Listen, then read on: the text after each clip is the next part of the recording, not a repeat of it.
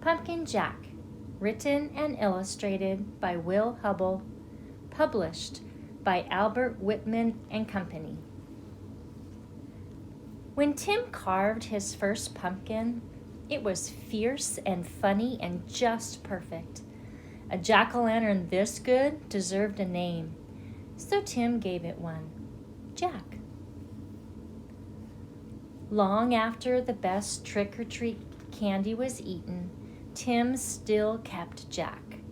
At night, when a candle made Jack's face dance on a wall and filled the dark with warm pumpkin smells, Tim felt Jack was almost magic. Yet, too soon, the spell was broken. "This pumpkin is beginning to rot," announced Mom. "It's time to throw it out." Tim knew it was useless to argue.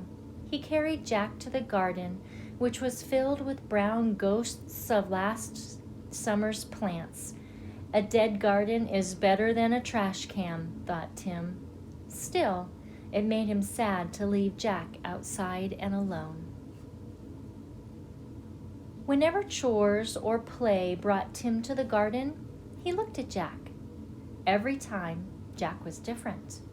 He became wrinkled, and his fierce smile began to look silly. Mold spread over Jack's bright orange skin. As the days turned colder, Jack grew flatter. Winter began. Soon Jack was hidden beneath snow, and Tim forgot about him. The cold, heavy jacket days came, snowmen and sliding days, indoor days, Thanksgiving, Christmas, and Valentine's. When all these days had passed and the March winds melted the snow, Tim found Jack. There wasn't much left, just a faded and crumpled pumpkin skin, a stem, and a few seeds. Jack's Halloween magic was a distant memory now. Tim scraped a thin blanket of earth over the last bits of his pumpkin. "Goodbye, Jack," he whispered. When spring turned barefoot warm, a tiny sprout appeared where Jack had been. Tim found it and guessed what it was. In the days that followed, Tim weeded and watered and watched the sprout. Slowly and steadily, the plant changed and grew. It branched and spread a web of vines over the ground, but no pumpkins appeared. The days turned hot. Flowers opened on the plant each morning, yellow stars that twisted shut forever in the afternoon. Still, there were no pumpkins. Finally, Tim found a little green ball growing beneath a crumpled blossom. A pumpkin! Tim let out a whoop and ran to show his mom. By August, the plant had spilled onto the lawn. Tim's favorite game became pumpkin hunting. He carefully waded among the leaves, searching for green pumpkins like hidden treasures. School began again, and the days cooled. Tim had less time to visit the garden. When he did, the pumpkin plant seemed tired. There were few new leaves, and the old tattered ones no longer hid the fat green pumpkins. Then, one October morning, Tim woke up to see frost coating the garden. The frozen plants seemed changed to pale blue grass. After school, Tim discovered what the frost had done. The pumpkin plant's leaves were as limp as wet paper. It was dying. Tim searched among the withered leaves for the unripe pumpkins. He picked them and put them on the front porch, hoping for more than one change. By Halloween, the pumpkins had ripened to bright orange. There were many, for the plant had been generous. Tim was generous too. He gave away all but one. From jack-o'-lantern to seed to pumpkin again, The circle was almost complete. Now it was time for Tim to do his part. He gave his pumpkin a face. It smiled at him in a fierce and funny way. Tim smiled too and said, "Welcome back, Jack."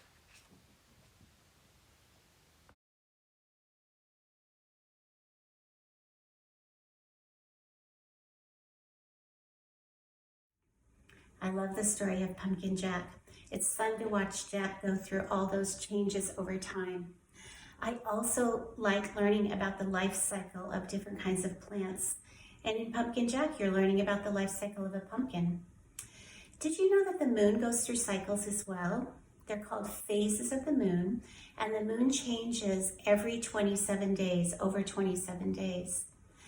So sometimes the moon looks brighter at different seasons of the year. Right now it's fall, autumn, and the moon sometimes looks bigger than it does at other times of the year. We call it a harvest moon. So today we're going to make a pumpkin growing in a patch, and we're going to put the moon in the background. You can use any sort of paper. I like to use a darker kind of paper. This is actually from a grocery bag from the store. This is just black construction paper, and this is white, and I added a background with my crayon on this one. You'll also need crayons, or you can use something called oil pastels, which are like a crayon, only softer. If you have chalk or chalk pastels, that also works. Or you can use a combination of all three of these kinds of tools. So let's get started. I'm going to teach you how to draw a pumpkin in a really fun way. I think you should use pencil to start with, and I'm going to use a brown crayon so that you can see better. We want our pumpkin to be kind of low, pretty low in our picture, because we want to make room for the moon in the background. So I'm going to start down here on the bottom, and I've got something to protect my work surface as well, so that I don't get crayon and other pastels and chalk on the table. So I'm going to start by making an oval just like this, and it can run right off the paper, because maybe we're very close up to this pumpkin. And then I'm going to go back to the top right where I started. I'm going to add a curve to the right and a curve to the left. And now you have begun to make the ridges that you see on the outside of a pumpkin shell. All right, so I'm going to continue to do this until I feel like I have a shape, starting at the top and going right back to the bottom. Don't worry about going off. And I just keep going until I've got a nice pumpkin shape. Maybe I want my pumpkin to be kind of fat, so I'll go over here and over here. Okay, I love that shape of that pumpkin. And now I'm going to add a stem, curly stem here. And yes, we'll add some of the vines in a little bit as well. You know, it's interesting to me how the pumpkin actually doesn't turn orange until the vines die. And so you have to remove the vines away from the pumpkin in order for it to change color. So interesting to me. All right, so we've got the basic shape of our pumpkin, and then what you want to do is you want to take an orange pastel, or you could take a brown crayon or a brown pastel. Any of your tools will work. I'm going to use this orange out of the pastels. And the next thing you want to do is you just want to outline it over your pencil. So you're just going to take your crayon or your pastel or your chalk and outline that. In this project, we're going to layer colors to make our pumpkin and a little more realistic. So we're going to use different colors over the top. I am not going to go over the stem with the orange. I'm just going to leave that as it is for now. All right. I'll go all the way across the bottom there. All right, now that I've got my pumpkin outlined, now I'm going to take something round to trace. If you don't want to trace something to make your moon, that's fine. I've got this glass here, but I've decided that I want to do maybe a half moon in this picture. So I'm going to just trace half. It's really fun to learn about the phases of the moon. They all have these great names. This might be the waning gibbous. So this is like a half moon. And then I'm going to take my yellow pastel and I'm going to outline my yellow pastel. I did that with pencil, so if you can't see, you'll be able to see it now. Now, if you want to do a full circle moon, a big harvest moon, that's great too. You can do that if you'd like to. I'm just going to do this one for now. If I'd wanted to, I could have made that sliver of a moon that looks like a smile like that, or a full circle, or even a bigger sliver. So many ways to make a moon. Okay, all right, now that I've got that done, I'm going to go ahead and I'm going to start coloring in my pumpkin.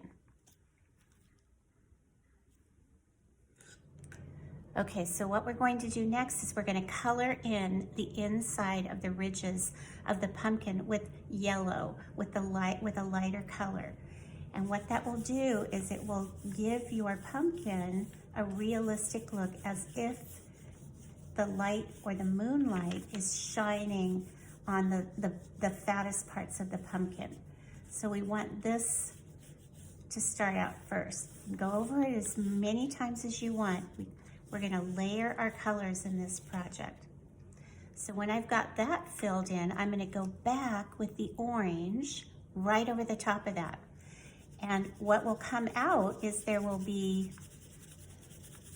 some yellow showing through where the orange is going down. Kind of gives a shimmery look. All right, so I'm going to do that. I'm coloring with the side of my crayon or my pastel or my crayon because I can cover more space that way. All right, so when I'm done with this part, I'm going to go back and add another layer of yellow just in the middle of each of these ridges. Just a little bit more. Just a little bit more. See how beautiful that looks when you layer those colors? All right, and one more layer of the orange, only this time I want to really get the edges near where the ridges start and stop. I want to make I'm pushing really hard to make those a little bit darker. And you can see you're making like a shadow. You can see if you looked at a real pumpkin, the ridges would be darker than the middle, the space in the middle. Artists have very fancy ways of showing how the light hits an object. All right, we're going to keep doing that until we've got enough color on there to make it look like a shiny pumpkin at night or with the sun shining on it. And then we'll get started on the stem and some grapevine-y leaves.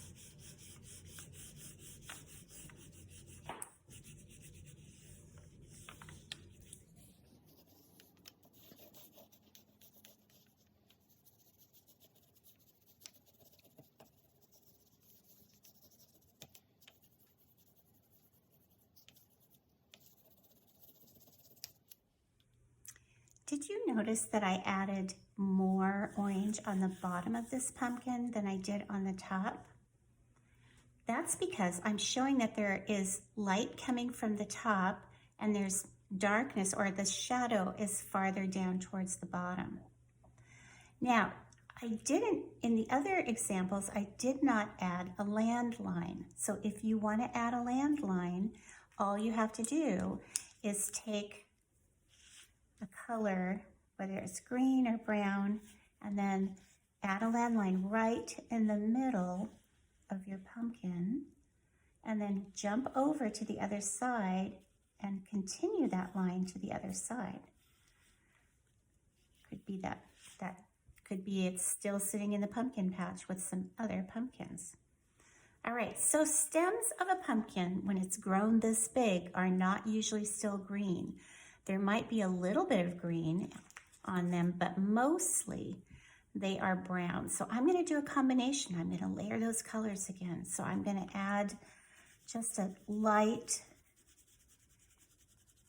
layer of green, and then right over the top of it, I'm going to add a light layer of brown, and that will show that this stem is still a little bit green. There. Okay. And then using my green, I'm going to start with some swirls right from the base or the bottom of where the stem starts. So I'm going to do some swirly lines around right through the sky. You can go all the way to the ground if you want to. I'm going to do 2 on each side because I just love the way these look.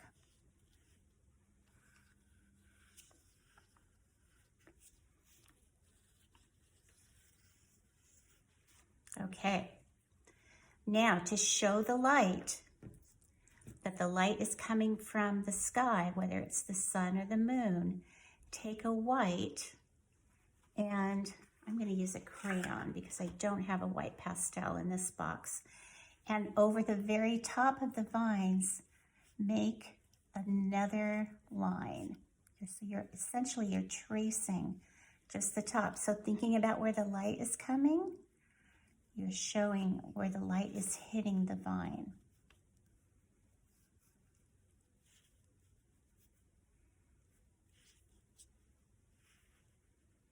I didn't add any leaves to this, but you could add some big pumpkin leaves to go with this too. Okay, so just over this really quickly. Thinking about where's the light hitting. I like how this makes these vines a little bit more realistic. Okay, awesome. All right, the next thing I'm going to do is I'm going to take my yellow pastel and I'm actually going to fill in the moon with yellow, just a light layer of yellow. And then right over the top of that, I'm going to use my white crayon. Because if you go outside in the fall at night and you look at the moon, or any time of year, you'll see some shadows on the moon as well. So we're layering the colors. All right. Now the other thing that I notice in the fall is that sometimes it's really foggy. So you can take your yellow or your white and you can make these kind of swirlies across the sky to show that it's a little bit foggy, and so the moon looks a little bit fuzzy, like maybe you don't see very well. I've seen that happen. Okay, so that's that. I like that. All right, and now I'm going to fill in down here on the bottom. I'll use some brown and maybe I'll mix some green.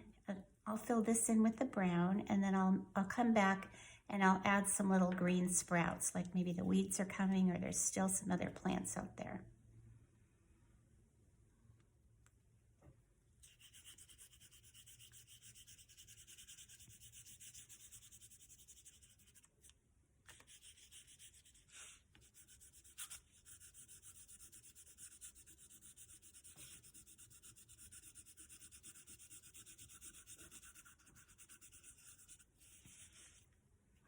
All right, you'll notice that I didn't fill in every single square inch of this dirt but you know that that's what that is.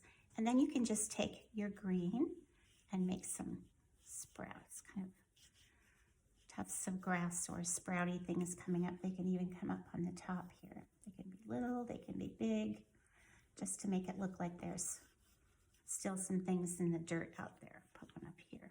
Okay, I think I'm finished. Now, if you've used white, then you can go back over the top with a darker color, a dark blue, or even a gray, or even a light blue. Maybe it's daytime in your picture, but you can add a background. I don't need to add a background because I've got this really nice brown paper bag color, which I really love. So I'm just gonna leave it the way it is. All right, if you like this project, you could always do it again on a different kind of background. You can hang these up. They're beautiful decorations for this time of year. Have fun.